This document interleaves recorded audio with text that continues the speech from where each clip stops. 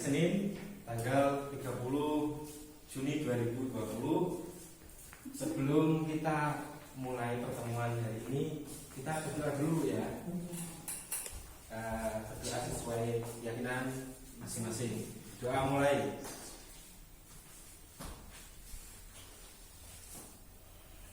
Baik, terima kasih ibu-ibu yang saya hormati. Saya akan menyambung materi sebelumnya.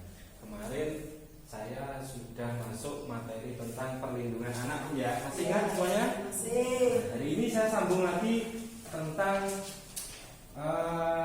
kekerasan anak. Nah, ini penting juga bagi ibu-ibu semuanya karena semuanya di rumah mengasuh anak ya. Iya. Ada yang masih balita berumur 2-3 tahun? 5 tahun. 5 tahun. Ibu Siti umurnya berapa anaknya? 5 tahun. 5 tahun.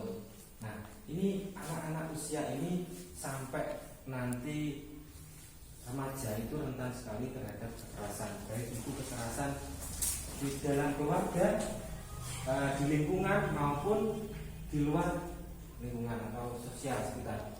Nah, kategori anak itu menurut undang-undang negara itu sejak pertama lahir sampai usia berapa, Bu? 18 tahun. Nah, itu kategori anak-anak. Jadi kalau misalnya anak jenengan masih umur 15, 16, 17 itu perlu pendampingan atau pengawasan selalu. Jadi Bu ya, kalau misalkan jangan dianggap ketika sudah mandiri jenengan sudah lepas tangan terus beda boleh tangan diri terus dewi. Nah, itu salah ya. Tapi perlu terus pemantauan, pengawasan dan sebagainya. Karena apa? Anak-anak jenengan butuh perlindungan sehingga tidak terjadi kekerasan dan sebagainya yang terjadi. Sebelumnya saya mau tanya, ada beberapa kekerasan, contoh kekerasan itu ada 4. Mungkin ada yang tahu di sini. Contoh 4 kekerasan itu diantaranya satu adalah kekerasan fisik. Nah, kekerasan fisik ini ada yang bisa mencontohkan? Apa Bu contohnya? Sedot. Ada lagi? Diceples atau dikepui. Nah, ini salah Bu ya. Ketika ibu-ibu di rumah punya anak yang istilahnya agak nakal dan sebagainya, kemudian melakukan kekerasan seperti dijewer. Nah, ini jangan sampai, karena apa? Nanti berdampak pada psikologinya. Jadi ketika melakukan kesalahan atau agak nakal sedikit, mungkin diperingatkan dulu ya. Jadi jangan nakal-nakal atau kalem bisa. Nah, ketika 1, 2, 3 kali masih tetap nakal lain, mungkin boleh, tapi jangan sampai melukai atau sampai terlalu kasar gitu. Ini tidak boleh. Kemudian yang kedua itu kekerasan yang terjadi pada anak itu yaitu kekerasan psikis. Ada yang tahu Bu, psikis, kekerasan yang dialami oleh anak itu contohnya apa?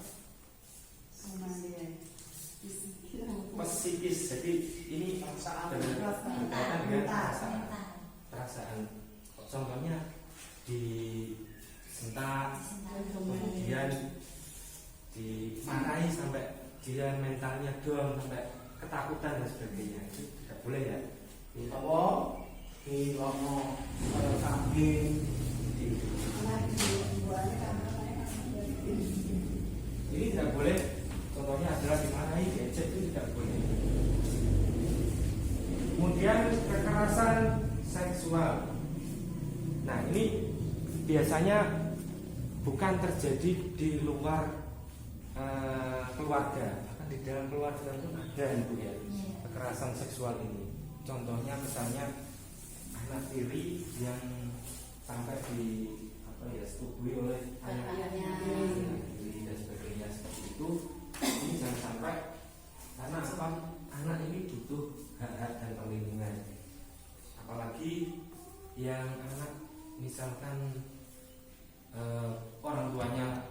di rumah ada, tetapi kekerasan seksual ini terjadi di luar atau di lingkungannya atau mungkin di tetangga sekitarnya. Contohnya kemarin, mohon maaf ini sebagai pembelajaran aja, di sekitar kita ada yang melakukan hal seperti itu.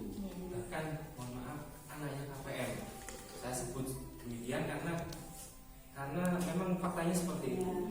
Anak KPM melakukan persetubuhan terhadap anak di bawah umur berusia 15 tahun. Dan ini perlu itu terjadinya melalui media sosial Facebook. Nah, Facebook barangkali hari ini anak-anak itu semuanya di rumah sering main HP dan sebagainya, itu perlu diawasi ya. Sampai ke pembawa HP-nya itu larut-larut kemudian membawa hal negatif, Facebookan, video call dan sebagainya, ternyata yang dilakukan tidak benar. Itu jangan sampai itu semuanya perlu memantau dulu. Kemudian kekerasan yang terakhir yaitu sosial.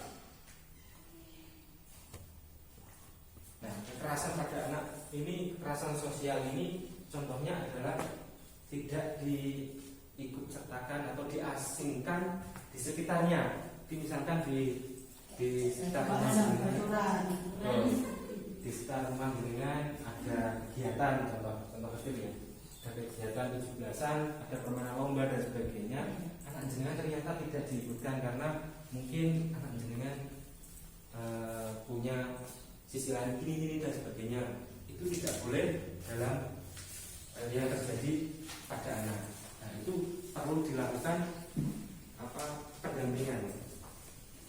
Ya, istilahnya haknya anak itu sama, tidak boleh dibeda-bedakan. Kan anak yang mempunyai kelemahan atau kekurangan pun haknya sama. Terus kita selain kekerasan hak anak ya, ada hak anak. Itu ada 4 Bu. Ada yang bisa menjawab? Bu Surini. Bu Budase. Hak yang pertama apa Bu? Hak anak. Hak perlindungan. Hak perlindungan. Betul sekali. Tepuk tangan buat Ibu. Nah, anak jenengan atau anak pada keseluruhannya itu perlu mendapat hak perlindungan. Jadi ketika mengalami atau masalah, mungkin mengalami hukum dan sebagainya, itu kalau masih taraf anak itu perlu mendapat perlindungan atau pendampingan.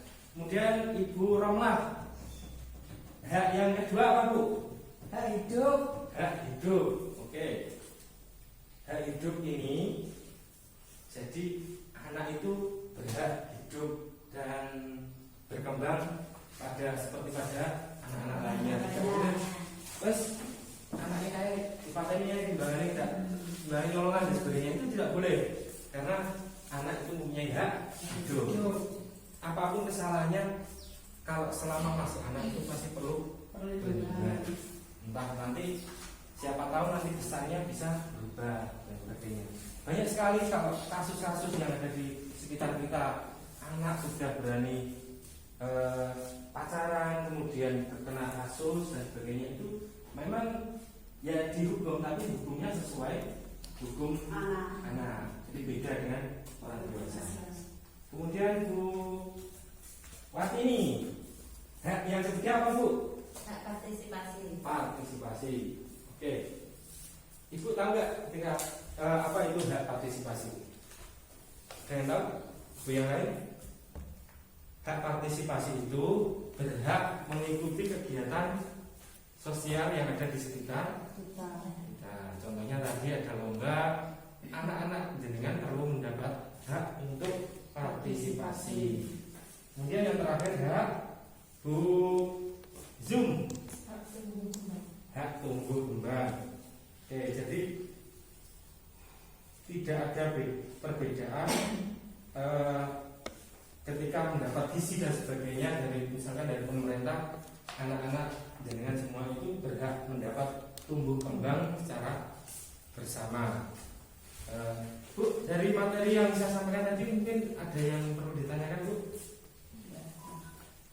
Oke, kalau gitu saya kira cukup ya sampai di sini pertemuan ini. Sampai ketemu pada pertemuan selanjutnya, nanti menyambung lagi materi tentang hak-hak anak ini. Semoga bermanfaat dan sebelum kita pulang, mari kita tutup pertemuan sore hari ini dengan bacaan alhamdulillah. Alhamdulillah. Terima kasih sekali lagi. Assalamualaikum warahmatullahi wabarakatuh.